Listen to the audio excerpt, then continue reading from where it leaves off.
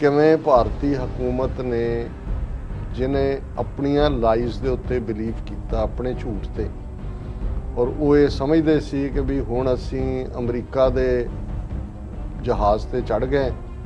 Trump administration ਦੇ ਵੇਲੇ ਮੋਦੀ ਦਾ my friend ਔਰ ਇਧਰ ਵੀ ਜਦੋਂ ਰੌਡੀ ਮੋਡੀ ਹਿਊਸਟਨ ਦੇ ਵਿੱਚ ਉਹ ਬਾਂਹ ਉਹਦੀ ਫੜ ਕੇ ਉੱਚੀ ਕਰ ਰਿਹਾ ਉਹਦੀ ਕਰ ਰਿਹਾ ਔਰ ਟਰੰਪ ਵੀ ਇੱਥੇ ਕਹਿ ਕੇ ਕਿ ਜੀ ਮੈਂ ਜਿੱਥੇ ਚੱਲਿਆ ਉੱਥੇ 60 ਲੱਖ ਲੋਕਾਂ ਨੇ ਮੈਨੂੰ ਸੁਣਨ ਆਉਣਾ ਉਹ ਵੀ ਉੱਥੇ ਅਹਿਮਦਾਬਾਦ ਪਹੁੰਚ ਗਿਆ ਔਰ ਗਾਂਧੀ ਨਗਰ ਔਰ ਦੂਜੇ ਉਹਨੇ ਵੀ ਮੋਦੀ ਦੀ ਬਾਂਹ ਉੱਚੀ ਕਰਕੇ ਕਿ ਮਾਈ ਫਰੈਂਡ ਔਰ ਬਿਲਕੁਲ ਜਿਹੜਾ ਬੇਸ਼ਰਮੀ ਨਾਲ ਜਦੋਂ ਅਜੇ ਟਰੰਪ ਦਿੱਲੀ ਦੇ ਵਿੱਚ ਸੀ ਔਰ ਕਿਵੇਂ ਦਿੱਲੀ ਦੇ ਉਹ ਜਦੋਂ ਡਿਨਰ ਕਰ ਰਿਹਾ ਔਰ ਦਿੱਲੀ 'ਚ ਮੁਸਲਮਾਨਾਂ ਨੂੰ ਮਾਰਿਆ ਜਾ ਰਿਹਾ ਉਹਨੂੰ ਰਾਈਟਿੰਗ ਦਾ ਨਾਂ ਦਿੱਤਾ ਗਿਆ ਔਰ 5 ਅਗਸਤ 2019 ਨੂੰ ਆਈਨੀ ਗੁੰਡਾਗਰਦੀ ਕਰਕੇ ਕਸ਼ਮੀਰ ਦਾ ਜੰਮੂ ਕਸ਼ਮੀਰ ਦਾ ਵਜੂਦ ਹੀ ਮਿਟਾ ਦਿੱਤਾ ਗਿਆ ਸੂਬੇ ਦੇ ਤੌਰ ਤੇ ਵੀ ਔਰ ਆਰਟੀਕਲ 370 ਔਰ 35A ਜਿਹੜਾ ਉਹਨਾਂ ਦੀ ਕਨਸਟੀਟਿਊਸ਼ਨਲ ਕਮਿਟਮੈਂਟ ਸੀ ਉਸ ਨੂੰ ਵੀ ਉਹਨਾਂ ਨੇ ਇੱਕ ਕਾਗਜ਼ ਅਮਿਤ ਸ਼ਾਹ ਫੜ ਕੇ ਆਂਦਾ ਔਰ ਕੁਝ ਮਿੰਟਾਂ ਦੇ ਵਿੱਚ ਰਾਜ ਸਭਾ ਦੇ ਵਿੱਚ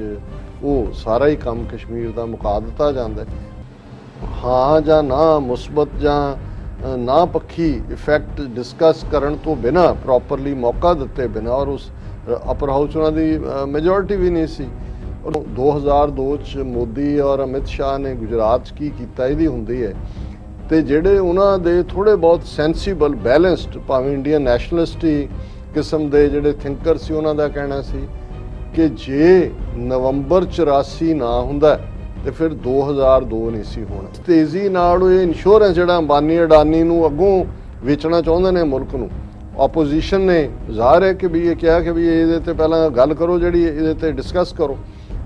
ਇਹਨਾਂ ਨੇ ਮਾਰਸ਼ਲ ਸੱਦ ਕੇ ਰਾਜ ਸਭਾ ਦੇ ਵਿੱਚ ਔਰ ਹੁਣ ਈਵਨ ਆਪੋਜੀਸ਼ਨ ਦੇ ਲੀਡਰ ਰਾਹੁਲ ਗਾਂਧੀ ਉਹਨਾਂ ਨੇ ਕਿਹਾ ਜੀ ਮਾਰਸ਼ਲ ਨਹੀਂ ਬਾਹਰਲੇ ਗੁੰਡੇ ਰਾਜ ਸਭਾ ਦੇ ਵਿੱਚ ਜਿਹੜੇ ਮੈਂਬਰ ਪਾਰਲੀਮੈਂਟ ਔਰਤਾਂ ਵੀ ਬੀਬੀਆਂ ਵੀ ਕਿਸੇ ਹੱਥ ਤੇ ਸੱਟ ਲੱਗੀ ਹੈ ਜਿਵੇਂ ਉਹਨਾਂ ਨੂੰ ਔਰ ਉਹ ਹਾਲਾਂਕਿ ਅੰਦਰੂਨੀ ਜਿਹੜੀ ਕਾਰਵਾਈ ਹੁੰਦੀ ਹੈ ਉਹਦੀ ਵੀਡੀਓ ਬਾਹਰ ਨਹੀਂ ਆ ਸਕਦੀ ਪਰ ਇਹਨਾਂ ਨੇ ਫਿਰ ਇਹ ਦੱਸਣ ਦੇ ਲਈ ਵੀ ਹੁਣ ਅਸੀਂ ਸਾਡੇ ਗੁੰਡੇ ਸਿਰਫ ਗਲੀਆਂ 'ਚ ਨਹੀਂ ਹੈ ਅਸੀਂ ਪਾਰਲੀਮੈਂਟ 'ਚ ਵੀ ਕੁੱਟਾਂਗੇ ਉਹਨਾਂ ਨੂੰ ਜਿਹੜੇ ਵਿਰੋਧ ਕਰਦੇ ਨੇ ਉਹਦੀ ਉਹਨਾਂ ਦਾ ਇੱਕ ਮਾਧਵ ਹੈਗਾ RSS ਦਾ ਜੋ ਇੱਕ ਪ੍ਰਿੰਟ ਦੇ ਉੱਤੇ ਬੈਠਾ ਇੰਟਰਵਿਊ ਦੇ ਰਿਹਾ ਸੀ ਉਹਨੇ ਕਿਹਾ ਜੀ ਆਰਟੀਕਲ 370 ਤੋਂ ਬਾਅਦ ਜੰਮੂ ਕਸ਼ਮੀਰ 'ਚ ਮਾੜਾ ਮੋਟਾ ਪ੍ਰੋਟੈਸਟ ਹੋਇਆ ਇੰਡੀਆ 'ਚ ਤਾਂ ਕਿਸੇ ਨੇ ਨਹੀਂ ਕੀਤਾ ਹੁਣ ਜੇ ਉਦੋਂ ਇਸ ਆਈਨੀ ਗੁੰਡਾਗਰਦੀ ਦਾ ਵਿਰੋਧ ਹੋਇਆ ਹੁੰਦਾ ਤੇ ਅੱਜ ਜੋ ਕੁੱਟ ਪੈ ਰਹੀ ਹੈ ਬੀਬੀਆਂ ਨੂੰ ਜੋ ਜਿਹੜੀਆਂ ਇਲੈਕਟਡ ਨੇ ਉਹਨਾਂ ਨੂੰ ਜੋ ਕਿ ਇਹ ਨਹੀਂ ਸੀ ਵਾਪਰਨਾ।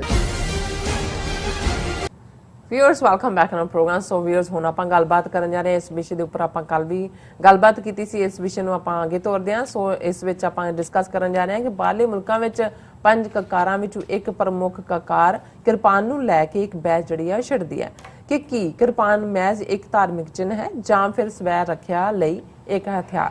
ਸੋ ਸਾਡੇ ਇੱਕ ਜਿਹੜੇ ਵਿਊਅਰ ਨੇ ਜਿਹੜੇ ਕਿ ਕੈਲੀਫੋਰਨੀਆ ਯੂਨੀਵਰਸਿਟੀ ਤੋਂ ਨੇ ਉਹਨਾਂ ਦਾ ਨਾਮ ਹੈਗਾ ਸਰਦਾਰ ਪਰਮਜੀਤ ਸਿੰਘ ਰੰਧਾਵਾ ਜੀ। ਉਹਨਾਂ ਨੇ ਇਸ ਇਸ਼ੂ ਦੇ ਉੱਪਰ ਜਿਹੜਾ ਆਪਣਾ ਨੁਕਤਾ ਨਜ਼ਰ ਪੇਸ਼ ਕੀਤਾ ਹੈ। ਸੋ ਇਸ ਬਾਰੇ ਆਪਾਂ ਗੱਲਬਾਤ ਕਰਨ ਜਾ ਰਹੇ ਹਾਂ। ਸੋ ਅਸੀਂ ਚਾਹਾਂਗੇ ਕਿ ਤੁਸੀਂ ਇਸੇ ਤਰ੍ਹਾਂ ਬਣੇ ਰਹਿਣਾ ਦੇਖਣ ਸੁਣਨ ਲਿਖਣ ਲਈ ਤੁਹਾਡਾ ਸਭ ਦਾ ਬਹੁਤ ਬਹੁਤ ਸ਼ੁਕਰੀਆ ਜੀ। ਡਾਕਟਰ ਸਾਹਿਬ ਕੀ ਕਹਿਣਾ ਚਾਹੋਗੇ? ਦੇਖੋ ਅੱਜ ਦੀ ਗੱਲਬਾਤ ਨੂੰ ਸਮਝਣ ਦੇ ਲਈ ਇਹ ਸਾਡੇ ਵਿਊਅਰ ਜਿਹੜੇ ਦਿਲਚਸਪੀ ਰੱਖਦੇ ਨੇ ਇਸ ਟੌਪਿਕ 'ਚ ਉਹਨਾਂ ਦੇ ਲਈ ਇਹ ਜ਼ਰੂਰੀ ਹੈ ਕਿ ਉਹ ਕੱਲ ਵਾਲਾ ਸੈਗਮੈਂਟ ਇਸ ਦੇ ਉੱਤੇ ਜ਼ਰੂਰ ਦੇਖਣ ਕਿਉਂਕਿ ਕੱਲ ਅਸੀਂ ਜਿਹੜੇ 5 ਆਰਟੀਕਲਸ ਆਫ ਫੇਥ ਜਿਨ੍ਹਾਂ ਨੂੰ ਕਕਾਰ ਕਿਹਾ ਜਾਂਦਾ ਹੈ ਉਹਨਾਂ ਦੀ ਅਹਿਮੀਅਤ ਕੀ ਹੈ ਔਰ ਉਸ ਦੇ ਵਿੱਚ ਕਿਰਪਾਨ ਜ਼ਾਹਰ ਹੈ ਜਿਸ ਨੂੰ ਆਮ ਸੌਰਡ ਕਿਹਾ ਜਾਂਦਾ ਹੈ ਅਸੀਂ ਕਿਰਪਾਨ ਕੱਕੇ ਦੇ ਨਾਲ ਮਜ਼ਹਬੀ ਲਫ਼ਜ਼ ਹੈ ਕਿ ਉਸ ਦੀ ਕੀ ਅਹਿਮੀਅਤ ਹੈ ਔਰ ਇਹ ਜਿਹੜਾ ਡਿਬੇਟ ਜਾਂ ਨੁਕਤਾ ਨਜ਼ਰ ਜਿਹਨੂੰ ਤੁਸੀਂ ਕਿਹਾ ਸਾਡੇ ਵਿਊਅਰ ਪਰਮਜੀਤ ਸਿੰਘ ਰੰਧਾਵਾ ਜੀ ਦੀ ਲਿਖਤ ਸਾਨੂੰ ਵਸੂਲ ਹੋਈ ਹੈ ਔਰ ਉਹਦੇ 'ਚ ਉਹਨਾਂ ਨੇ ਇੱਕ ਨੁਕਤੇ ਤੋਂ ਕਿ ਅੱਜ ਬਹੁਤ ਸਾਰੇ ਸਿੱਖਾਂ ਦੇ ਲਈ ਕਿਰਪਾਨ ਮਹਿਜ਼ ਇੱਕ ਸਿੰਬਲ ਬਣ ਕੇ ਰਹਿ ਗਈ ਹੈ ਔਰ ਜਿਹੜਾ ਅਸਲ ਉਹਨਾਂ ਦੇ ਮੁਤਾਬਕ ਜਿਹੜਾ ਮਕਸਦ ਸੀ ਜਦੋਂ ਗੁਰੂ ਸਾਹਿਬ ਨੇ 5 ਕਕਾਰੀ ਖਾਲਸਾ ਸਾਜਿਆ ਇਹ ਜਿਹੜੇ ਨੇ ਸੇਂਟ ਸੋਲਜਰ ਲੇਕਿਨ ਸੋਲਜਰ ਜਿਹੜੇ ਫੁੱਲੀ ਟ੍ਰੇਨਡ ਸਿਰਫ ਇਹੀ ਨਹੀਂ ਕਿ ਆਪਣੀ ਰੱਖਿਆ ਦੇ ਲਈ ਲੇਕਿਨ ਹਰ ਪੱਖ ਤੋਂ ਤਾਂ ਕਿ ਉਹ ਕਿਸੇ ਹੱਦ ਤੱਕ ਮੈਂਟਲੀ ਜਿਹੜਾ ਸੋਲਜਰ ਹੁੰਦਾ ਉਹ ਤਾਂ ਉਹਦਾ ਕੰਮ ਹੀ ਜਿਹੜਾ ਹੈ ਉਹ to the end, to the last breath and bullet ਲੜਨ ਦਾ ਹੁੰਦਾ ਹੈ। ਪਰ ਉਹਦੇ ਨਾਲ ਨਾਲ ਉਹਦੀ ਪ੍ਰੋਪਰ ਟ੍ਰੇਨਿੰਗ, ਘੋੜਸਵਾਰੀ, ਹਥਿਆਰ, ਉਹਨਾਂ ਦੀ ਵਰਤੋਂ। ਔਰ ਜਿਵੇਂ ਕੱਲ ਵੀ ਮੈਂ ਗੱਲ ਕੀਤੀ ਸੀ ਕਿ 10ਵੇਂ ਪਾਤਸ਼ਾਹ ਦਾ ਇਹ ਹੁਕਮ ਕਿ ਹਥਿਆਰ ਸਿੱਖ ਜਿੰਨੇ ਚੁੱਕ ਸਕਦਾ ਚੁੱਕੇ, ਔਰ ਮਿਨੀਮਮ 5 ਹਥਿਆਰਾਂ ਦੇ ਨਾਲ ਸੀ ਕਿ ਵੀ ਇਹ 5 ਹਥਿਆਰ ਬੰਨ ਕੇ ਦਰਸ਼ਨਾਂ ਲਈ ਆਉਣਾ। ਔਰ ਜ਼ਾਹਰ ਹੈ ਕਿ ਜਦੋਂ ਗਿਫਟਸ ਦੀ ਗੱਲ ਹੁੰਦੀ ਹੈ ਕਿ ਭਾਈ ਤੁਸੀਂ ਕੈਸ਼ ਆਫਰਿੰਗ ਨਹੀਂ ਚਾਹੀਦੀ, ਵਧੀਆ ਘੋੜਾ ਲਿਆਓ, ਵਧੀਆ ਸ਼ਸਤਰ ਲਿਆਓ। ਔਰ ਇਹੀ ਕਾਰਨ ਹੈ ਕਿ ਉਹ ਕਾਬਲ, ਕੰਧਾਰ ਤੱਕ ਦੀਆਂ ਜਿਹੜੀਆਂ ਸਿੱਖ ਸੰਗਤਾਂ ਸੀ ਉਸ ਵੇਲੇ, ਕਿਉਂਕਿ ਉੱਥੇ ਬੈਸਟ ਬਰੀਡ ਵਾਲੇ ਘੋੜੇ ਸੀ, ਉਹ ਜਦੋਂ ਆਉਂਦੀਆਂ ਸੀ ਤਾਂ ਉਹਨਾਂ ਦੇ ਲਈ ਇਹ ਸੀ ਕਿ ਗੁਰੂ ਸਾਹਿਬ ਬਹੁਤ ਖੁਸ਼ ਹੁੰਦੇ ਨੇ ਜਦੋਂ ਤੁਸੀਂ ਵਧੀਆ ਨਸਲ ਦੇ ਘੋੜੇ। ਔਰ ਜ਼ਾਹਰ ਹੈ ਕਿ ਘੋੜਾ ਉਸ ਪੀਰੀਅਡ ਦੇ ਵਿੱਚ ਤੁਹਾਡਾ ਬੈਸਟ ਸਾਥੀ ਵੀ ਹੈ ਜੰਗ ਦਾ। ਔਰ ਬਹੁਤ ਸਾਰੀਆਂ ਜੰਗਾਂ ਤਾਂ ਉਦੋਂ ਉੱਥੇ ਟ੍ਰੈਂਚ ਵਾਰਫੇਅਰ ਤਾਂ ਨਹੀਂ ਸੀ ਜਿਹੜੀ ਵੈਸਟਰਨ ਵਾਰਫੇਅਰ ਹੈ ਕਿ ਮੋਰਚੇ ਪੁੱਟੇ ਨੇ ਉਹਦੇ 'ਚ ਤੁਸੀਂ ਲੰਮੇ ਪੈ ਕੇ ਚਲਾ ਰਹੇ ਹੋ। ਘੋੜਸਵਾਰ ਹੀ ਸੀ, ਹਮਲਾਵਰ ਵੀ ਉਹਨਾਂ ਦੀ ਤਾਕਤ ਉਹੀ ਸੀ। ਔਰ ਜਿਹੜਾ ਅਲਟੀਮੇਟਲੀ ਤੁਹਾਡੀ ਗੁਰਿਲਾ ਜਿਹੜੀ ਲੜਾਈ ਹੈ ਉਹਦੇ 'ਚ ਵੀ ਤੁਸੀਂ ਕਿੰਨੇ ਜ਼ਬਰਦਸਤ ਘੋੜਸਵਾਰ ਹੋ, ਔਰ ਤੁਹਾਡੇ ਜਿਹੜਾ ਆਰਟ, ਤੁਹਾਨੂੰ ਕਿੰਨਾ ਵੈਪਨਸ ਤੁਸੀਂ ਇਸਤੇਮਾਲ ਕਰਦੇ ਹੋ। ਸੋ ਉਹਦੇ 'ਚ ਕਿਉਂਕਿ ਮੈਂ ਓਵਰਆਲ ਸਬਜੈਕਟ ਦਾ ਜਿਸਟ ਦਿੱਤਾ ਸੀ, ਪਰ ਜਿਵੇਂ ਉਹਨਾਂ ਨੇ ਬੜੀ ਖੂਬਸੂਰਤੀ ਦੇ ਨਾਲ ਲਿਖਿਆ, ਕਿਉਂਕਿ ਇਹ ਹਮੇਸ਼ਾ ਅਸੀਂ ਇਹ ਵੀ ਜ਼ਿਕਰ ਕੀਤਾ ਸੀ ਕਿ ਕਿਵੇਂ ਇੱਥੇ ਜਦੋਂ ਤੁਹਾਡੇ ਬੱਚੇ ਬੱਚੀਆਂ ਸਕੂਲਾਂ 'ਚ ਜਾਂ ਅੰਮ੍ਰਿਤਧਾਰੀ ਸਿੰਘ ਵਰਕ ਪਲੇਸ ਤੇ ਜਾਂਦੇ ਨੇ, ਉਹਨੂੰ ਲੈ ਕੇ ਜਿਹੜੇ ਕੇਸ ਲੜਦੇ ਨੇ, ਜਾ ਕੇ ਉਹਨਾਂ ਦੇ ਵਿੱਚ ਜਿਹੜੀਆਂ NGO, ਸਿੱਖ NGOs ਨੇ, ਅਸੀਂ ਉਹਨਾਂ ਦੇ ਯਤਨਾਂ ਦੀ ਹਮੇਸ਼ਾ ਸ਼ਲਾਘਾ ਕਰਦੇ ਹਾਂ ਕਿ ਭਾਈ ਉਹਨਾਂ ਨੇ ਘੱਟੋ ਘੱਟ ਉਸ ਨੂੰ, ਔਰ ਉਦੋਂ ਉਹ ਆਰਗੂਮੈਂਟ ਇਹੀ ਪ੍ਰੈਜ਼ੈਂਟ ਕਰਦੇ ਨੇ ਕਿ ਇਹ ਰਿਲੀਜੀਅਸ ਸਿੰਬਲ ਹੈ, ਵੈਪਨ ਨਹੀਂ। ਔਰ ਜਿਵੇਂ ਮੈਂ ਕਿਹਾ ਸੀ ਕਿ ਵੀ ਇੱਕ ਹੁੰਦਾ ਤੁਸੀਂ ਵਕਤੀ ਤੌਰ ਤੇ ਸਰਵਾਈਵਲ ਲਈ ਸਮਝੌਤਾ ਕਰਦੇ ਹੋ, ਪਰ ਇਹ ਸਮਝੌਤਾ ਜੇ ਲੰਬਾ ਵਕਤ ਰਹੇ, ਤੁਹਾਡੀ ਜ਼ਹਿਨੀਅਤ ਦੇ ਵਿੱਚ ਹੀ ਇਹ ਬਣ ਜਾਏ, ਫਿਰ ਉਹ ਸੱਚਮੁੱਚ ਹੀ ਸਿੰਬਲ ਬਣ ਕੇ ਰਹਿ ਜਾਏਗਾ। ਤੇ ਫਿਰ ਤੁਹਾਨੂੰ ਜਿਹੜਾ ਆਪਣੇ ਹੱਕਾਂ ਲਈ ਹਥਿਆਰਬੰਦ ਲੜਾਈ ਜਿਹੜੀ ਕਿ ਇੱਕ ਪਾਰਟ ਹੈ, ਪਾਰਟ ਹੀ ਨਹੀਂ, ਜਿਹੜੀ ਅਲਟੀਮੇਟ ਹੈ। ਔਰ ਜਦੋਂ ਗੁਰੂ ਸਾਹਿਬ ਨੇ ਫਰਮਾਇਆ ਕਿ ਸ਼੍ਰੀ ਮੁਖਵਾਕ ਭੰਨਿਓ ਗਰੀਬ ਨਿਵਾਜ਼ ਪਾਤਸ਼ਾਹੀ 10ਵੀਂ ਸ਼ਸਤਰਨ ਕੇ ਅਧੀਨ ਹੈ ਰਾਜ। ਔਰ ਇਸੇ ਦੀ ਫਿਰ ਇੰਟਰਪ੍ਰੀਟੇਸ਼ਨ ਜਦੋਂ ਅਸੀਂ ਕੋਟ ਕਰਦੇ ਹਾਂ ਕਿ ਕਉ ਕਿਸੇ ਕੋ ਰਾਜ ਨਾ ਦੇ ਹੈ ਜੋ ਲੈ ਹੈ ਨਿਜ ਬਲ ਸੇ ਲੈ।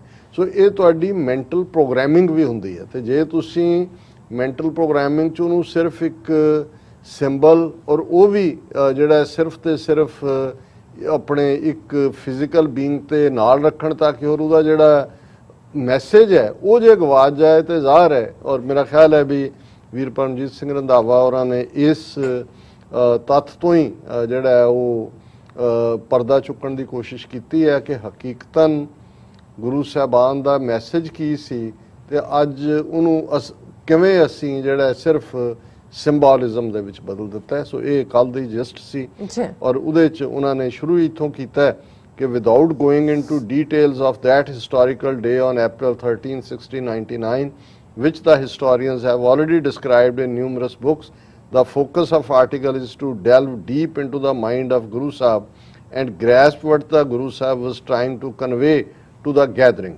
और ये उन्होंने इत्थों शुरुआत की थी। फिर उन्होंने कहा भी creation of Khalsa was primarily militaristic in nature, कि ज़ाहिर है कि फौजी रूप सी Khalsa, wearing of a dagger for personal protection, training in hand-to-hand combat, horse riding, use of various weapons available at the prevailing time, were integral part of those who stepped forward to offer their head and partake Amrit.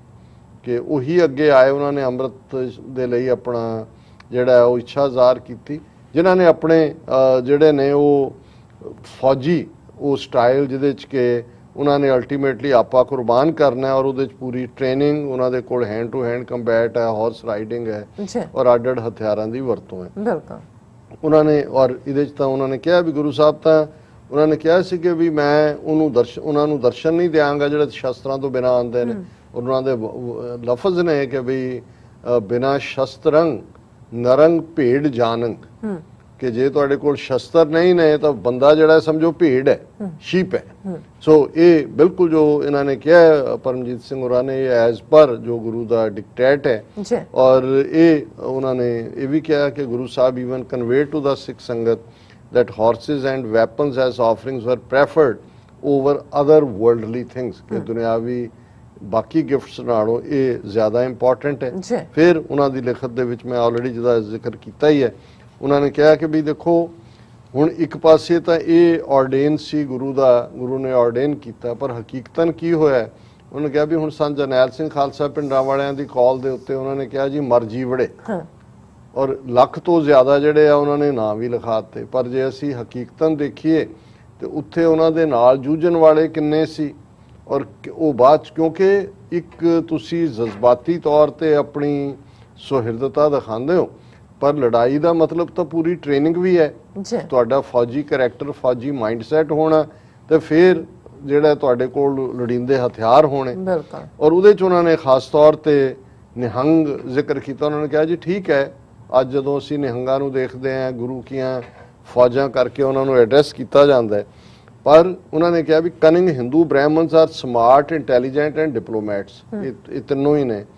ਉਹ they want Sikhs to believe that Nihangs are the Guru's army and they will defend the innocent and oppressed Sikhs, ਕਿ ਵੀ ਉਹ ਡਿਫੈਂਡ ਕਰਨਗੇ। ਪਰ ਉਹਨਾਂ ਨੇ ਕਿਹਾ ਵੀ ਜੂਨ 84 ਦੇ ਹਵਾਲੇ ਨਾਲ ਕਿਰਦਾਰ ਦੇਖ ਲਓ ਇਹਨਾਂ ਜਥੇਬੰਦੀਆਂ ਦਾ।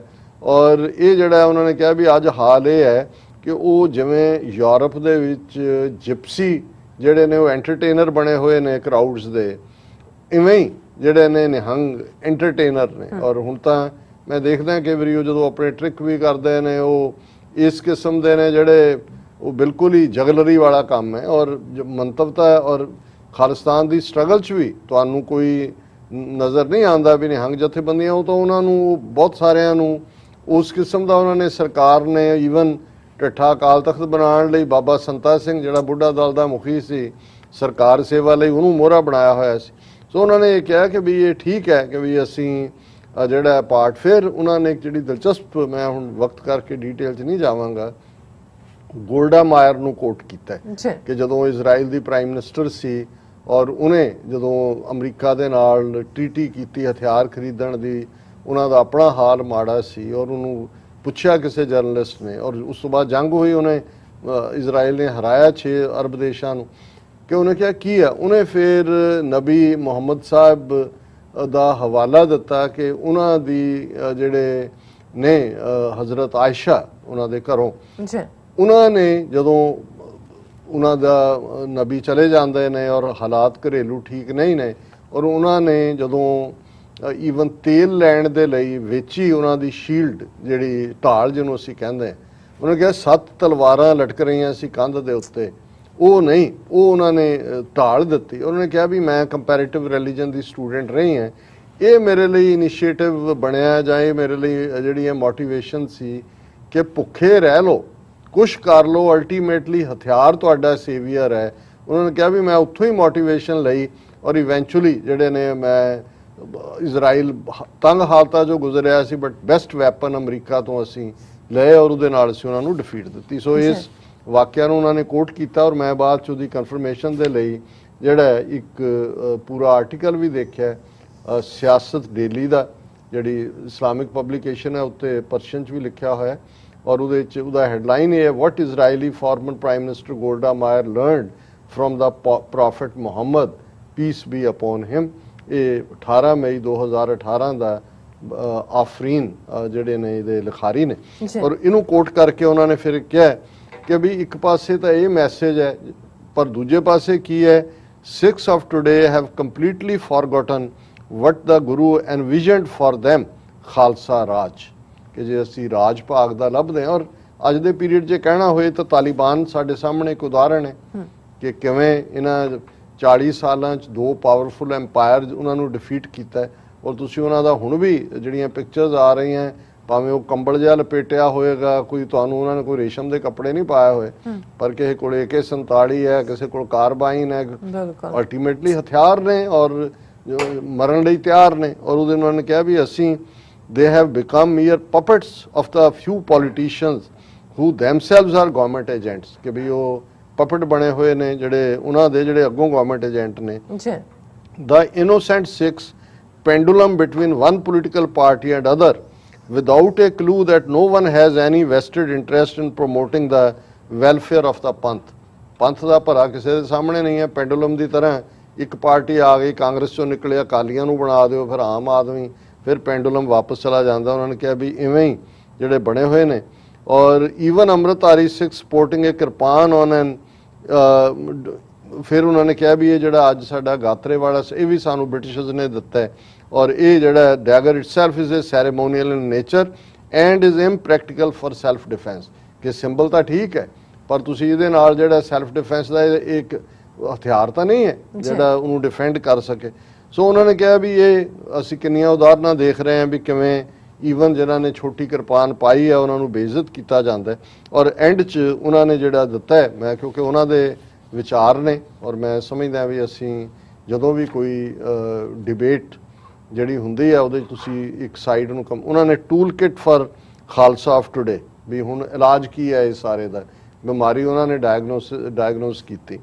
ਉਹਨਾਂ ਕਿਹਾ every Sikh should bear arms, tactical knives and firearms if the physical conditions allow.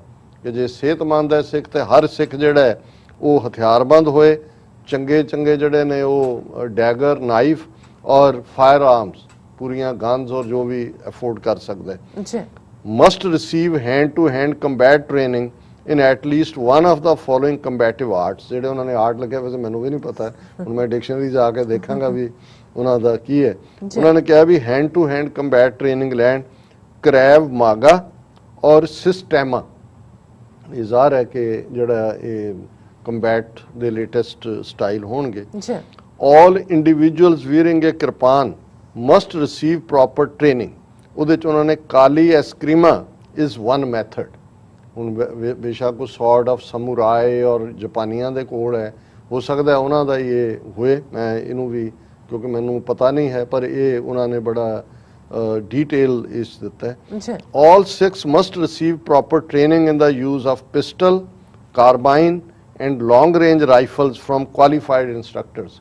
America ਦੇ ਵਿੱਚ ਤਾਂ ਵੈਸੇ ਹੀ ਸੈਕੰਡ ਅਮੈਂਡਮੈਂਟ ਹੱਕ ਦਿੰਦੀ ਹੈ ਔਰ ਇਹ ਹਰ ਸਿੱਖ ਜਿਹੜਾ ਹੈ ਉਹ ਮਾਡਰਨ ਜਿਹੜੇ ਵੈਪਨ ਨੇ ਉਹਨਾਂ 'ਚ ਵੀ ਟ੍ਰੇਨਿੰਗ ਲੇ।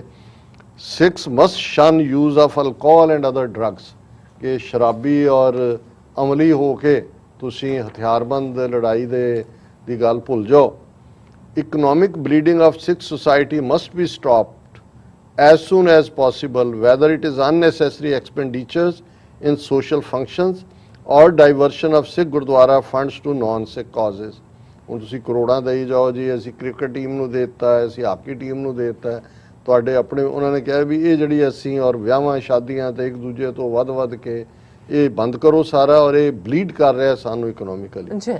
All Sikh families should enroll their kids, especially girls, in some type of a martial arts school. Brazilian Jiu-Jitsu is our recommendation. ਉਹਨਾਂ ਨੇ ਸਾਰੀ ਰਿਸਰਚ ਉਹਨਾਂ ਨੇ ਕਿਹਾ ਜੀ ਬੱਚਿਆਂ ਨੂੰ ਮਾਰਸ਼ਲ ਆਰਟਸ ਦੇ ਵਿੱਚ ਜਿਹੜਾ ਹੈ ਉਹ ਰਜਿਸਟਰ ਕਰੋ, ਐਨਰੋਲ ਕਰੋ, ਔਰ ਜਿਹੜੀ ਬ੍ਰਾਜ਼ੀਲੀਅਨ ਮਾਰਸ਼ਲ ਆਰਟ ਹੈ Jiu-Jitsu ਇਹ ਉਹਨਾਂ ਨੇ ਰਿਕਮੈਂਡ ਕੀਤੀ ਹੈ। Get educated with Sikh history and follow the teachings of Guru Granth Sahib for spiritual enlightenment and to defend against any social indoctrination efforts by various enemy forces trying to eliminate the sovereign Sikh identity. ਇਹ ਠੀਕ ਹੈ ਕਿ in the end spiritually get educated history ਕਿ ਸਾਡਾ ਕੀ ਅਸੀਂ ਕੀ ਸੀ ਅੱਜ ਸਾਨੂੰ ਕੀ ਬਣਾ ਦਿੱਤਾ ਹੈ, ਔਰ spirituality ਗੁਰੂ ਗ੍ਰੰਥ ਸਾਹਿਬ ਜਿਹੜੇ ਸਾਡੇ ਸਭ ਸਿੱਖਣ ਕੋ ਹੁਕਮ ਹੈ ਗੁਰੂ ਮਾਨਿਓ ਗ੍ਰੰਥ। ਔਰ ਉਹਨਾਂ ਨੇ ਕਿਹਾ ਕਿ ਭਾਈ ਜਦੋਂ ਤੁਸੀਂ ਮਾਨਸਿਕ ਤੌਰ ਤੇ ਵੀ ਫਿਰ ਇਹ ਜਿਹੜੀਆਂ ਅੱਜ ਸੋਸ਼ਲ ਇੰਡੋਕਟਰੀਨੇਸ਼ਨ ਔਰ ਐਨਮੀ ਫੋਰਸਿਸ ਜਿਹੜੀਆਂ ਨੇ ਉਹ ਸੋਵਰਨ ਸਿੱਖ ਆਈਡੈਂਟੀਟੀ ਨੂੰ ਐਲੀਮੀਨੇਟ ਕਰਨ ਤੇ ਲੱਗੀਆਂ ਹੋਈਆਂ ਨੇ, ਉਹਨਾਂ ਤੋਂ ਤੁਸੀਂ ਆਪਣੇ ਆਪ ਨੂੰ ਬਚਾ ਸਕਦੇ ਹੋ।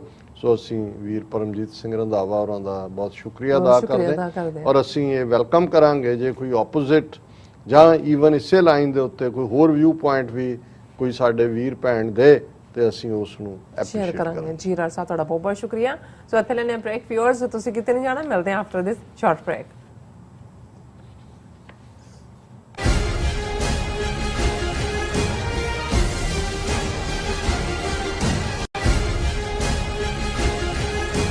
15 ਅਗਸਤ ਸਿੱਖਾਂ ਲਈ ਕਾਲਾ ਦਿਨ। ਅਮਰੀਕਾ ਦੇ 5 ਸ਼ਹਿਰਾਂ ਵਿੱਚ 15 ਅਗਸਤ ਦਾ ਦਿਨ ਬਲੈਕ ਡੇ ਵਜੋਂ ਮਨਾਉਂਦਿਆਂ ਇੰਡੀਅਨ ਕੌਂਸੂਲੇਟਸ ਦੇ ਸਾਹਮਣੇ ਸਿੱਖ ਜਥੇਬੰਦੀਆਂ ਵੱਲੋਂ ਰੋਸ ਵਿਖਾਵੇ ਕੀਤੇ ਜਾ ਰਹੇ ਹਨ। ਰਾਜਧਾਨੀ Washington DC, New York, San Francisco, Houston, Chicago ਸਥਿਤ ਇੰਡੀਅਨ ਕੌਂਸੂਲੇਟਸ ਦੇ ਸਾਹਮਣੇ 15 ਅਗਸਤ 2021 ਦਿਨ ਐਤਵਾਰ ਨੂੰ ਸਵੇਰੇ 11 ਵਜੇ ਵੱਡੀ ਗਿਣਤੀ ਵਿੱਚ ਪਹੁੰਚੋ। ਪੰਜਾਬ ਦੇ ਮਸਲਿਆਂ ਦਾ ਹੱਲ ਆਜ਼ਾਦੀ ਤੋਂ ਬਿਨਾਂ ਨਹੀਂ ਹੋਣਾ। ਵਧੇਰੇ ਜਾਣਕਾਰੀ ਲਈ ਤੁਸੀਂ ਹੇਠ ਦਿੱਤੇ ਨੰਬਰਾਂ ਤੇ ਸੰਪਰਕ ਕਰ ਸਕਦੇ ਹੋ।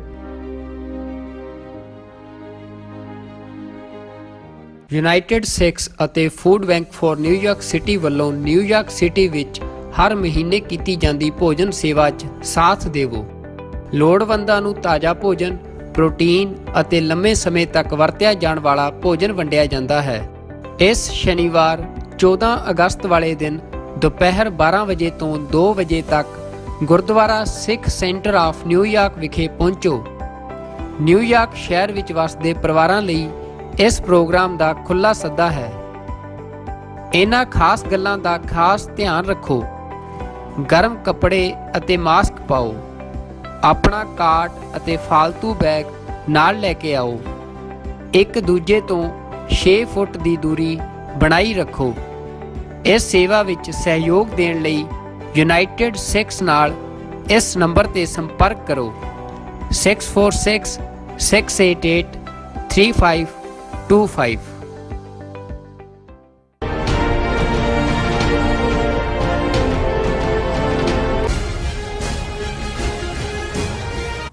ਦਰਸ਼ਕੋ, ਬ੍ਰੇਕ ਤੋਂ ਬਾਅਦ ਤੁਹਾਨੂੰ ਆਪਾਂ ਸਭ ਨੂੰ ਜੀ ਆਇਆਂ ਕਹਿੰਦੇ ਆ। ਸੋ ਹੁਣ ਆਪਾਂ ਗੱਲਬਾਤ ਕਰਨ ਜਾ ਰਹੇ ਹਾਂ ਕਿ ਅਫਗਾਨਿਸਤਾਨ ਵਿੱਚ ਤਾਲਿਬਾਨ ਦੀ ਧਾਕ ਨੇ ਮੋਦੀ ਸਰਕਾਰ ਨੂੰ ਜ਼ਬਰਦਸਤ ਕੰਬਣੀ ਛੇੜੀ ਹੋਈ ਹੈ। ਉਹਨਾਂ ਦਾ ਗੋਦੀ ਮੀਡੀਆ ਵੀ ਹੁਣ ਖੌਫਜ਼ਦਾ ਹੈ।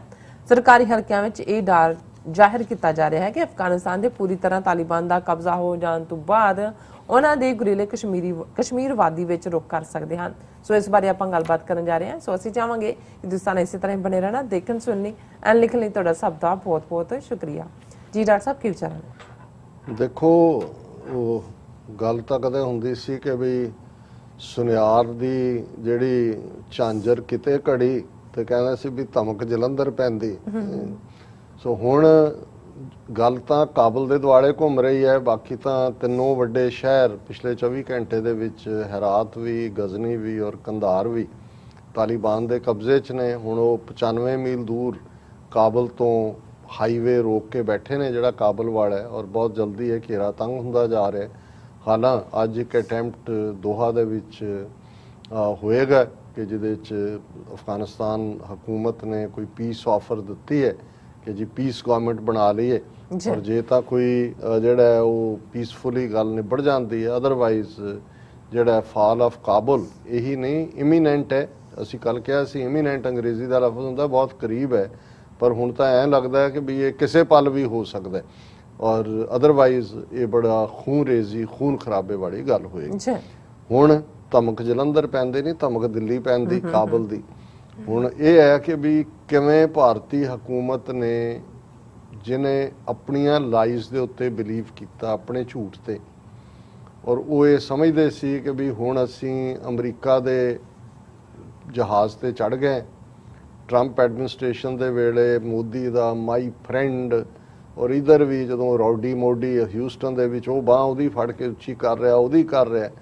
ਔਰ ਟਰੰਪ ਵੀ ਇੱਥੇ ਕਹਿ ਕੇ ਕਿ ਜੀ ਮੈਂ ਜਿੱਥੇ ਚੱਲਿਆ ਉੱਥੇ 60 ਲੱਖ ਲੋਕਾਂ ਨੇ ਮੈਨੂੰ ਸੁਣਨ ਆਉਣਾ, ਉਹ ਵੀ ਉੱਥੇ ਅਹਿਮਦਾਬਾਦ 'ਚ ਪਹੁੰਚ ਗਿਆ। ਔਰ ਗਾਂਧੀ ਨਗਰ ਔਰ ਦੂਜੇ ਉਹਨੇ ਵੀ ਮੋਦੀ ਦੀ ਬਾਂਹ ਉੱਚੀ ਕਰਕੇ ਕਿ ਮਾਈ ਫਰੈਂਡ। ਔਰ ਬਿਲਕੁਲ ਜਿਹੜਾ ਬੇਸ਼ਰਮੀ ਨਾਲ ਜਦੋਂ ਅਜੇ ਟਰੰਪ ਦਿੱਲੀ ਦੇ ਵਿੱਚ ਸੀ, ਔਰ ਕਿਵੇਂ ਦਿੱਲੀ ਦੇ ਉਹ ਜਦੋਂ ਡਿਨਰ ਕਰ ਰਿਹਾ ਔਰ ਦਿੱਲੀ 'ਚ ਮੁਸਲਮਾਨਾਂ ਨੂੰ ਮਾਰਿਆ ਜਾ ਰਿਹਾ, ਉਹਨੂੰ ਰਾਈਟਿੰਗ ਦਾ ਨਾਂ ਦਿੱਤਾ ਗਿਆ। ਔਰ ਉਸ ਸਾਰੇ ਪੀਰੀਅਡ 'ਚ ਇੱਕ ਪਾਸੇ ਕੋਵਿਡ ਸਪਰੈਡ ਹੋ ਰਿਹਾ ਸੀ, ਔਰ ਇਧਰ ਜਿਹੜਾ ਹੈ ਉਹ ਪੂਰਾ ਥਾਪੜਾ ਲੈ ਰਿਹਾ ਸੀ ਮੋਦੀ, ਜਿਹੜਾ ਟਰੰਪ ਦਾ।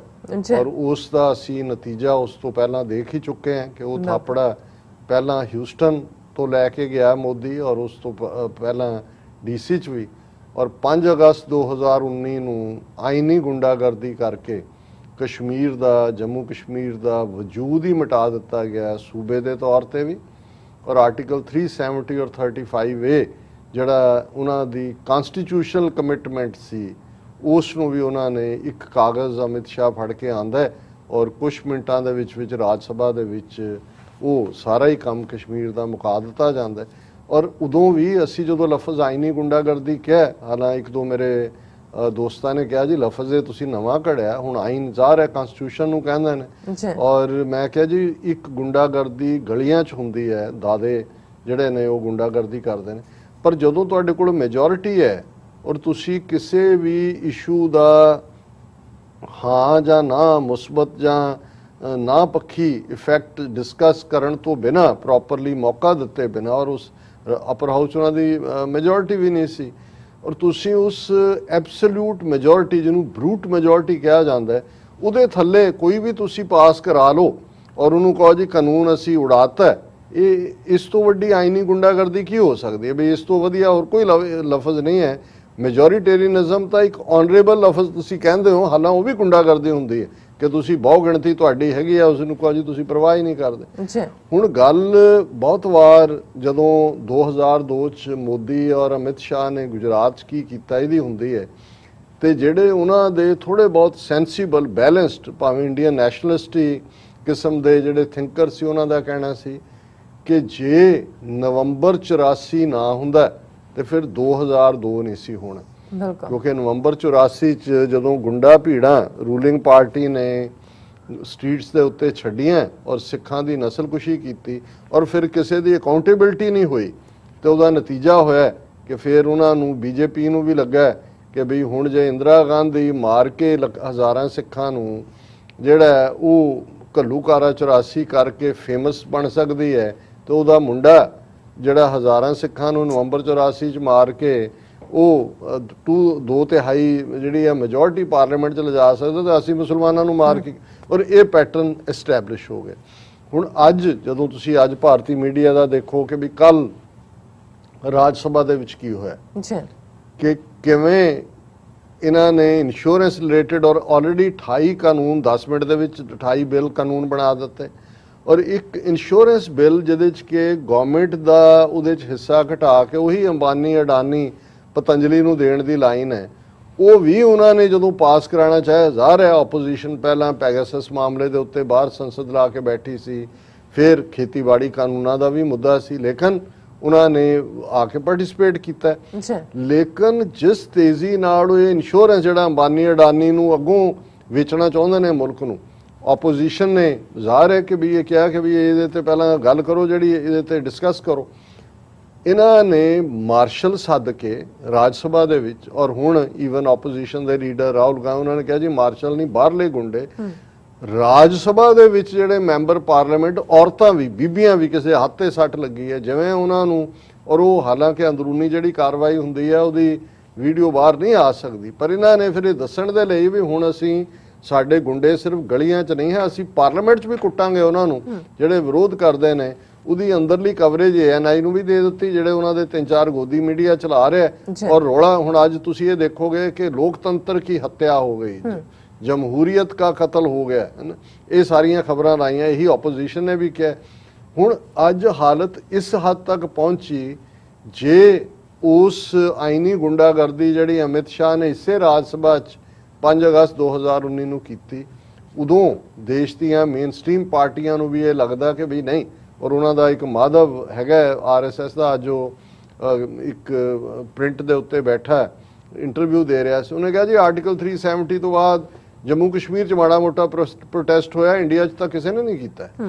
ਹੁਣ ਜੇ ਉਦੋਂ ਇਸ ਆਈਨੀ ਗੁੰਡਾਗਰਦੀ ਦਾ ਵਿਰੋਧ ਹੋਇਆ ਹੁੰਦਾ ਤੇ ਅੱਜ ਜੋ ਕੁੱਟ ਪੈ ਰਹੀ ਹੈ ਬੀਬੀਆਂ ਨੂੰ, ਜੋ ਜਿਹੜੀਆਂ ਇਲੈਕਟਡ ਨੇ, ਉਹਨਾਂ ਨੂੰ ਜੋ ਕਿ ਇਹ ਨਹੀਂ ਸੀ ਵਾਪਰਨਾ। ਇਹ ਪਹਿਲੀ ਗੱਲ ਤਾਂ ਇਹ ਹੈ। ਪਰ ਇੱਕ ਗੱਲ ਦਾ ਧਿਆਨ ਰਿਹਾ ਕਿ ਵੀ ਉਹ ਅਕਸਰ ਇੱਕ ਕੋਟ ਕੀਤਾ ਜਾਂਦਾ ਹੈ ਕਿ ਵੀ ਰੱਬ ਦੀ ਚੱਕੀ ਚੱਲਦੀ ਹੌਲੀ ਹੌਲੀ ਹੈ ਪਰ ਪੀਂਦੀ ਬੜਾ ਬਰੀਕ ਹੈ, ਉਹ ਪੀਸਦੀ ਬੜਾ ਬਰੀਕ ਹੈ। ਹੁਣ ਉਹ ਚੱਕੀ ਚੱਲ ਰਹੀ ਹੈ। 5 ਅਗਸਤ 2019 ਦੀ ਗੁੰਡਾਗਰਦੀ ਕਰਕੇ ਕਸ਼ਮੀਰ ਓਪਨ ਜੇਲ੍ਹ ਚੱਲ ਰਿਹਾ, ਫਿਰ ਉਹਨੇ ਕਿਹਾ ਜੀ ਜ਼ਖਮਾਂ ਤੇ ਹੋਰ ਲੂਣ ਭੁੱਕੋ।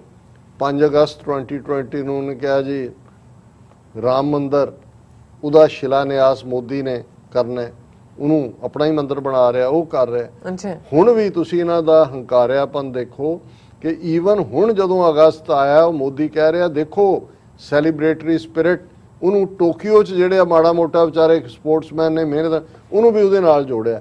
ਪਰ ਅੱਜ ਤੁਸੀਂ ਹੁਣ ਸਾਰਾ ਦੇਖੋ ਇਹਨਾਂ ਦਿਨਾਂ 'ਚ, ਕਿਉਂਕਿ ਇਹਨਾਂ ਨੂੰ ਲੱਗਦਾ ਸੀ ਅਮਰੀਕਾ ਵੀ ਹੈ, ਭਾਵੇਂ ਅਮਰੀਕਾ ਨੇ ਕਿਹਾ ਫੌਜ ਕੱਢ ਲਾਂਗੇ, 3 ਲੱਖ ਫੌਜ ਅਫਗਾਨਿਸਤਾਨ 'ਚ ਹੈ, ਟ੍ਰੇਨਡ ਅਸੀਂ ਉਹਨਾਂ ਨੂੰ ਪੂਨੇ ਵੀ ਕਰ ਰਹੇ ਹਾਂ, ਉਹ ਅਸ਼ਰਫ ਗਨੀ ਦਾ ਡੇਰਾ ਇੱਥੇ ਵੀ ਲਵਾਇਆ ਹੋਇਆ ਉਹਨਾਂ ਦੀ ਏਜੰਸੀ। ਪਰ ਹੁਣ ਜਿਸ ਤੇਜ਼ੀ ਦੇ ਨਾਲ ਅਫਗਾਨਿਸਤਾਨ ਦੇ ਵੱਡੇ ਸਿਟੀਜ਼ ਫਾਲ ਹੋਏ ਔਰ ਉਹਨਾਂ ਨੂੰ ਲੱਗਦਾ ਹੈ ਕਿ ਵੀ ਇਹ ਫਾਲ ਆਫ ਕਾਬਲ ਜਿਹੜਾ ਹੈ ਉਹ ਇਨਐਵਿਟੇਬਲ ਹੈ। ਔਰ ਹੁਣ ਤੁਸੀਂ, ਮੈਂ ਅੱਜ ਹੀ ਉਹਨਾਂ ਦੇ ਕਈ ਚੈਨਲਸ ਦੇ ਉੱਤੇ ਦੇਖ ਰਿਹਾ ਸੀ, ਹਕੂਮਤ ਦਾ ਪਾਰਟ ਦੇਖ ਰਿਹਾ ਸੀ ਉਹਨਾਂ ਅਦਾਰਿਆਂ 'ਚ ਕਿ ਵੀ ਇਹ ਤਾਂ ਬਹੁਤ खतरे की बात, बहुत खतरे की बात, अब तालिबान अफगानिस्तान में वो कश्मीर में भी आएंगे और ये सारा बदल गया, पाकिस्तान और मजबूत हो, वो अपने फिक्रां 'ਚ ਪਏ ਨੇ। ਹੁਣ ਇਸੇ ਕੰਟੈਕਸਟ ਦੇ ਚੱਲਦੇ ਆ, ਮੈਂ ਅੱਜ ਸਟੇਟਮੈਂਟ ਦੇਖ ਰਹੇ ਹਾਂ, ਇਹ ਹਾਲਾਂ ਅਟਲ ਬਿਹਾਰੀ ਵਾਜਪਾਈ ਦੇ ਵੇਲੇ ਯਸ਼ਵੰਤ ਸਿਨਹਾ ਫੋਰਨ ਮਿਨਿਸਟਰ ਵੀ ਰਿਹਾ, ਫਾਈਨੈਂਸ ਮਿਨਿਸਟਰ ਵੀ ਰਿਹਾ, ਔਰ ਉਹਦੀ ਪਬਲਿਕ ਸਟੇਟਮੈਂਟ ਹੈ, prime minister must announce restoration of Jammu and Kashmir statehood on Independence Day, says ਰਾਸ਼ਟਰ ਮੰਚ। ਹੁਣ ਇਹਨੇ ਸ਼ਤਰੂਘਨ ਸਿਨਹਾ ਔਰ ਇੱਕ ਦੋ ਹੋਰ ਨੇ ਮਿਲ ਕੇ ਇਹ ਆਪਣਾ ਅਲੱਗ ਰਾਸ਼ਟਰ ਮੰਚ ਬਣਾਇਆ ਹੋਇਆ ਔਰ ਉਹਨੇ ਕਿਹਾ ਕਿ ਵੀ ਇਹ the center's decision to revoke special status of Kashmir was taken without any consultation with the people and with their elected representatives, ਕਿ ਵੀ ਪਹਿਲਾ ਫੈਸਲਾ ਤੁਸੀਂ ਕਰ ਲਿਆ ਸੀ ਉਹ ਬਿਨਾਂ ਲੋਕਾਂ ਦੀ ਰਾਏ ਲਏ। ਪਰ ਹੁਣ ਉਹਨੇ ਕਿਹਾ ਕਿ prime minister Narendra Modi must announce restoration of full statehood to Jammu and Kashmir in his independence day speech, ਕਿ ਜਿਹੜੀ 15 ਅਗਸਤ ਨੂੰ ਉਹਨੇ ਸਪੀਚ ਕਰਨੀ ਹੈ ਉਹਦੇ 'ਚੋਂ ਐਲਾਨ ਕਰੇ ਕਿ ਅਸੀਂ ਜੰਮੂ ਕਸ਼ਮੀਰ ਦਾ ਸਟੇਟਹੁੱਡ ਵਾਪਸ ਕਰ ਰਹੇ ਹਾਂ।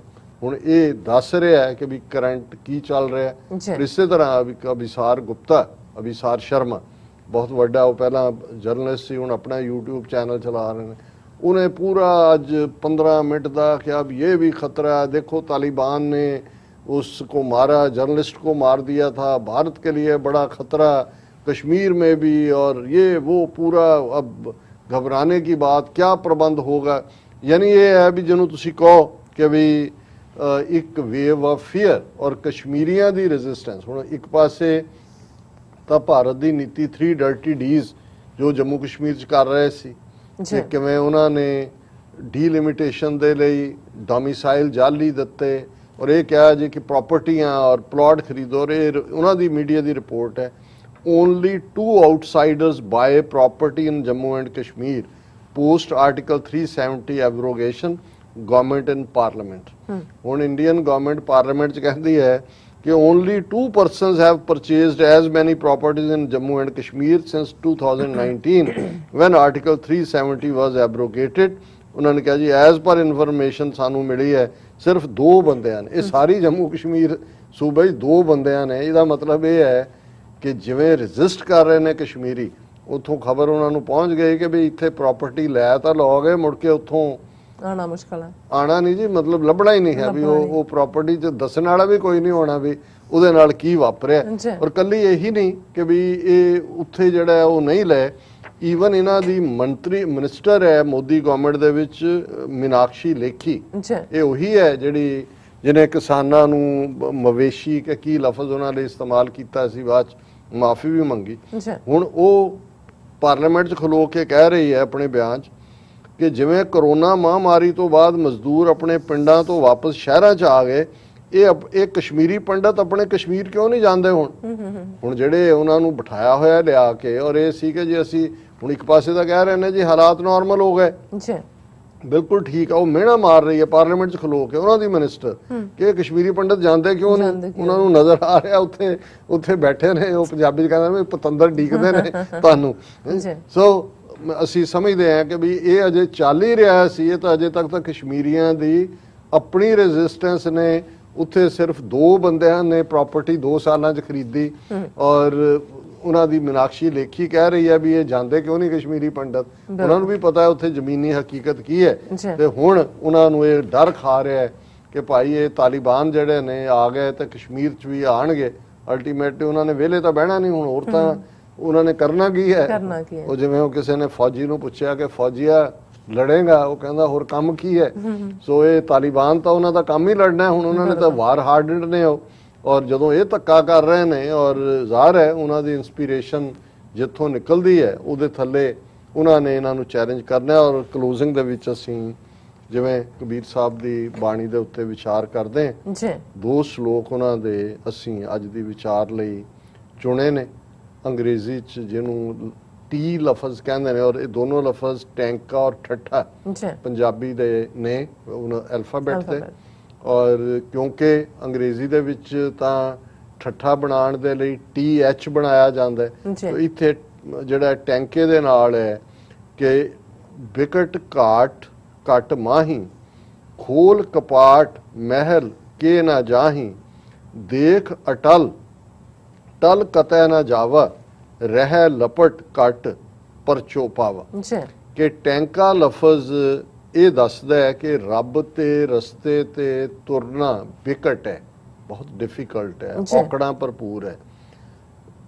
ਘਾਟ ਘਟ ਮਾਹੀ, ਕਿ ਘਾਟ ਕਹਿੰਦੇ ਨੇ ਰਸਤੇ ਨੂੰ, ਘਟ ਕਹਿੰਦੇ ਨੇ ਦਿਲ ਨੂੰ। ਹੁਣ ਇਹ ਕਬੀਰ ਸਾਹਿਬ ਨੇ ਸਾਰੇ 52 ਅੱਖਰੀ 'ਚ ਮੈਂ ਦੇਖ ਰਿਹਾ ਕਿ ਜਿਹਨੂੰ ਕਹਿੰਦੇ ਨੇ ਪਲੇਇੰਗ ਵਿਦ ਦਾ ਵਰਡਸ, ਕਿ ਲਫ਼ਜ਼ ਇਵੇਂ ਇਸਤੇਮਾਲ ਕੀਤੇ ਨੇ ਮਲਟੀਪਲ, ਲੇਕਿਨ ਆਪਣਾ ਫੋਕਸ ਇੱਕ ਦੇ ਉੱਤੇ ਰੱਖ ਕੇ ਕਿ ਵਿਕਟ ਘਾਟ, ਕਿ ਇਹ ਜਿਹੜਾ ਰੱਬ ਦਾ ਰਸਤਾ ਹੈ ਬੜਾ ਵਿਖੜਿਆ ਪੈਂਦਾ ਹੈ, ਪਰ ਰੱਬ ਕਿਤੇ ਦੂਰ ਨਹੀਂ ਹੈ। ਘਟ ਮਾਹੀ, ਘਟ ਦਿਲ ਨੂੰ ਕਹਿੰਦੇ ਨੇ, ਉਹ ਵਸਦਾ ਦਿਲ ਦੇ ਵਿੱਚ ਹੀ ਹੈ। ਖੋਲ ਕਪਾਟ ਮਹਿਲ ਕੇ ਨਾ ਜਾਹੀ, ਤੂੰ ਇਹ ਜਿਹੜਾ ਮਾਇਆ ਦਾ ਜੰਦਾ ਮਾਰਿਆ ਹੋਇਆ, ਦਰਵਾਜ਼ਾ ਲਾਇਆ ਹੋਇਆ, ਇਹਨੂੰ ਖੋਲਦਾ ਕਿਉਂ ਨਹੀਂ? ਇਹਨੂੰ ਖੋਲ, ਤੇ ਉਹ ਤਾਂ ਮਹਿਲ ਦੇ ਉਹ ਅੰਦਰ ਤੇਰੇ ਬੈਠਾ ਹੈ ਰੱਬ, ਉਹਨੂੰ ਅੰਦਰ ਜਿਹੜਾ ਉਹ ਦੇਖ ਅਟਲ ਟਲ ਕਤਹਿ ਨਾ ਜਾਵਾ, ਕਿ ਜਦੋਂ ਤੂੰ ਉਸ ਅਟਲ ਨੂੰ, ਹੁਣ ਅਟਲ ਹੈ ਜਿਹੜਾ ਮੂਵ ਨਹੀਂ ਹੁੰਦਾ, ਅਟਲ ਰਹਿਣ ਵਾਸਤੇ ਕਹਿੰਦੇ ਇਹ ਅਟਲ ਹੈ ਕਿ ਹਮੇਸ਼ਾ ਰਹਿਣ ਵਾਲਾ, ਕਿ ਉਹ ਵਾਹਿਗੁਰੂ ਅਟਲ ਹੈ, ਟਲ ਕਤੈ ਨਾ ਜਾਵਾ। ਇਸ ਗੱਲ ਨੂੰ ਆਪਣੇ ਮਨ ਦੇ ਵਿੱਚ ਨਿਸ਼ਚਾ ਕਰ ਕਿ ਉਹਨੇ ਕਿਤੇ ਨਹੀਂ ਜਾਣਾ, ਉਹ ਹਮੇਸ਼ਾ ਰਹਿਣ ਵਾਲਾ ਹੈ। ਰਹਿ ਲਪਟ ਘਟ ਪਰਚੋ ਪਾਵਾ, ਪਰ ਇਹ ਤੂੰ ਦੇਖ, ਜੇ ਤੂੰ ਮਾਇਆ ਦੇ ਨਾਲ ਲਿਪਟਿਆ ਰਹੇਗਾ ਤੇ ਫਿਰ ਇਹ ਅਟਲ ਤੈਨੂੰ ਨਹੀਂ ਮਿਲਣਾ, ਪਰ ਜੇ ਤੂੰ ਇਸ ਨੂੰ ਛੱਡ ਕੇ ਘਟ ਪਰਚੋ ਪਾਵਾ, ਉਸ ਤੇਰੇ ਆਪਣੇ ਘਟ ਦੇ ਅੰਦਰ, ਦਿਲ ਦੇ ਅੰਦਰ ਵਾਹਿਗੁਰੂ ਨੂੰ ਵਸਾ ਲੇਗਾ ਤੇ ਪਰਚੋ ਪਾਵਿਆ, ਕਿ ਫਿਰ ਤੈਨੂੰ ਸਮਝ ਆ ਜਾਏਗੀ, ਤੇਰੀ ਅੰਦਰਲੀ ਵਿਜ਼ਡਮ ਜਿਹੜੀ ਹੈ, ਰੂਹਾਨੀਅਤ ਦਾ ਦਰਵਾਜ਼ਾ ਤੇਰੇ ਲਈ ਖੁੱਲ ਜਾਏਗਾ। ਔਰ ਫਿਰ ਜਦੋਂ ਤੁਸੀਂ ਔਰ ਇਹ ਤੁਸੀਂ ਦੇਖੋਗੇ ਕਿ ਇੱਕ ਤੋਂ ਇੱਕ ਲਫ਼ਜ਼ ਜਿਹੜਾ ਜਦੋਂ ਕੰਟੀਨਿਊ ਹੁੰਦਾ ਹੈ, ਉਹ ਉਸੇ ਨੂੰ ਹੀ ਅੱਗੋਂ ਥਾਟ ਨੂੰ ਕੰਟੀਨਿਊ ਕਰਦਾ। ਠੱਠਾ ਇਹ ਹੈ ਦੂਰ ਠੱਗ ਨੀਰਾ, ਨੀਠ ਨੀਠ ਮਨ ਕੀਆ ਧੀਰਾ, ਜਿਨ ਠੱਗ ਠੱਗਿਆ ਸਗਲ ਜਗ ਖਾਵਾ, ਸੋ ਠੱਗ ਠੱਗਿਆ ਠੌਰ ਮਨ ਆਵਾ। ਹੁਣ ਉਹਨਾਂ ਨੇ ਕਿਹਾ ਵੀ ਇਹ ਠੱਠਾ ਲਫ਼ਜ਼ ਇਹ ਤੁਹਾਨੂੰ ਸਮੱਥ ਦੇ ਰਿਹਾ ਹੈ, ਸਮਝ ਦੇ ਰਿਹਾ ਹੈ ਕਿ ਇਹ ਮਾਇਆ ਦੀ ਮ੍ਰਿਗ ਤ੍ਰਿਸ਼ਨਾ, ਮਿਰਾਜ ਤੁਹਾਨੂੰ ਸੱਚ ਨੂੰ ਦੇਖਣ ਨਹੀਂ ਦਿੰਦਾ। ਔਰ ਉਹਦੇ 'ਚ ਉਹਨਾਂ ਨੇ ਮ੍ਰਿਗ ਤ੍ਰਿਸ਼ਨਾ ਮਿਰਾਜ ਇਹੀ ਹੁੰਦਾ ਹੈ ਕਿ ਡੈਜ਼ਰਟ ਦੇ ਵਿੱਚ ਰੇਤ ਚਮਕਦੀ ਹੈ ਸੂਰਜ ਦੀਆਂ ਕਿਰਨਾਂ ਦੇ ਨਾਲ, ਹਿਰਨ ਜਿਹੜਾ ਸਮਝਦਾ ਹੈ ਕਿ ਛੱਪੜ ਹੈ ਪਾਣੀ ਦਾ, ਪੌਂਡ ਆਫ ਵਾਟਰ, ਉੱਥੇ ਪਹੁੰਚਦਾ ਹੈ, ਫਿਰ ਕੁਛ ਨਹੀਂ ਹੁੰਦਾ। ਫਿਰ ਉਹਨੂੰ ਨਜ਼ਰ ਆਉਂਦਾ ਇਵੇਂ ਭੱਜ ਭੱਜ ਕੇ ਮਾਰੂਥਲ ਦੇ ਵਿੱਚ, ਡੈਜ਼ਰਟ ਦੇ ਵਿੱਚ ਉਹ ਪਿਆਸਾ ਮਰ ਜਾਂਦਾ ਹੈ। ਇਵੇਂ ਹੀ ਦੁਨੀਆ ਦੇ ਵਿੱਚ ਮਾਇਆ ਦਾ ਪਸਾਰ ਹੈ। ਅਸੀਂ ਸਮਝਦੇ ਹਾਂ ਵੀ ਇਹ ਚੀਜ਼ ਸਾਨੂੰ ਹਾਸਲ ਹੋ ਜਾਏ, ਖੁਸ਼ੀ ਮਿਲੇਗੀ, ਇਹ ਮਿਰਾਜ ਹੈ, ਮ੍ਰਿਗ ਤ੍ਰਿਸ਼ਨਾ ਹੈ। ਠੱਠਾ ਇਹ ਹੈ ਦੂਰ ਠੱਗ ਨੀਰਾ, ਕਿ ਜਿਹੜਾ ਉਹ ਪਾਣੀ ਦਾ ਛੱਪੜ ਨਜ਼ਰ ਆਉਂਦਾ ਹੈ, ਇਹ ਠੱਗੀ ਵਾਂਗ ਹੈ ਕਿ ਅਸੀਂ ਠੱਗੇ ਜਾਂਦੇ ਹਾਂ ਇਸ ਮਾਇਆ ਦੇ ਵਿੱਚ। ਔਰ ਜੇ ਤੁਸੀਂ ਨੇੜੇ ਹੋ ਕੇ ਰੱਬ ਨੂੰ ਦੇਖ ਲੋਗੇ, ਨੀਠ ਨੀਠ ਮਨ ਕੀਆ ਧੀਰਾ, ਫਿਰ ਤੁਹਾਡੇ ਅੰਦਰ ਪੇਸ਼ੈਂਸ, ਸਹਿਜ, ਰੱਬ ਦੀ ਯਾਦ ਆ ਜਾਏਗੀ। ਜਿਨ ਠੱਗ ਠੱਗਿਆ ਸਗਲ ਜਗ ਖਾਵਾ, ਤੇ ਜਿਹਨੇ ਇਸ ਠੱਗ ਨੂੰ, ਜਿਹੜੀ ਮ੍ਰਿਗ ਤ੍ਰਿਸ਼ਨਾ, ਇਹਨੂੰ ਠੱਗ ਲਿਆ, ਉਹਨੂੰ ਫਿਰ ਜਹਾਨ ਦੀ ਕੋਈ ਪਰਵਾਹ ਨਹੀਂ। ਉਹ ਜਗ ਨੂੰ ਜਿਹੜਾ ਹੈ ਉਹ ਬੇਪਰਵਾਹੀ ਦੇ ਨਾਲ ਉਸ ਦੇ ਉੱਤੇ ਹਾਵੀ ਹੋ ਸਕਦਾ ਹੈ। ਸੋ ਠੱਗ ਠੱਗਿਆ ਠੌਰ ਮਨ ਆਵਾ, ਜਿਹਨੇ ਇਸ ਮ੍ਰਿਗ ਤ੍ਰਿਸ਼ਨਾ ਦੇ ਠੱਗ ਨੂੰ, ਮਾਇਆ ਦੇ ਠੱਗ ਨੂੰ ਠੱਗ ਲਿਆ, ਉਸ ਦਾ ਮਨ ਫਿਰ ਠਿਕਾਣੇ ਆ ਜਾਏਗਾ, ਟਿਕਾਣੇ ਆ ਜਾਏਗਾ। ਠੌਰ ਮਨ ਆਵਾ। ਇਹ ਅੱਜ ਦਾ ਵਿਚਾਰ। ਜੀ ਡਾਕਟਰ ਸਾਹਿਬ ਤੁਹਾਡਾ ਬਹੁਤ ਬਹੁਤ ਸ਼ੁਕਰੀਆ, ਤੁਸੀਂ ਅਧਿਐਨ ਇਸ਼ੂ ਦਾ ਵਿਚਾਰ ਸਾਡੇ ਦਰਸ਼ਕਾਂ ਨਾਲ ਸਾਂਝਾ ਕੀਤਾ ਹੈ। ਸੋ ਇਸ ਤਰ੍ਹਾਂ ਆਪਣੇ ਵਿਊਅਰਸ ਕੋਲ ਨੇ ਇਜਾਜ਼ਤ। ਵਿਊਅਰਸ ਸਾਡੇ ਪ੍ਰੋਗਰਾਮ ਦਾ ਸਮਾਂ ਇੱਥੇ ਸਮਾਪਤ ਹੁੰਦਾ। ਤੁਸੀਂ ਆਪਣੀ ਰਾਏ ਤੇ ਸੁਝਾਅ ਸਾਨੂੰ ਭੇਜਣਾ ਨਾ ਭੁੱਲਣਾ। ਸਾਡੇ ਇਸ ਪਤੇ ਤੇ SOS@tv84.tv ਤੇ ਅਸੀਂ ਆਪਣਾ ਪ੍ਰੋਗਰਾਮ ਲੈ ਕੇ ਫਿਰ ਦੁਬਾਰਾ ਤੁਹਾਡੇ ਰੂਬਰੂ ਹੋਵਾਂਗੇ। ਤਦ ਤੱਕ ਲਈ ਮੈਨੂੰ ਤੇ ਆਪਣਾ ਸੁਣਾ ਗਿਆ ਦਿਓ। ਦੇਖਦੇ ਰਹੋ TV84। ਬੁਲਾ ਦਿਓ ਫਤਿਹ। ਵਾਹਿਗੁਰੂ ਜੀ ਕਾ ਖਾਲਸਾ, ਵਾਹਿਗੁਰੂ ਜੀ ਕੀ ਫਤਿਹ। ਰੱਬ ਰਾਖਾ।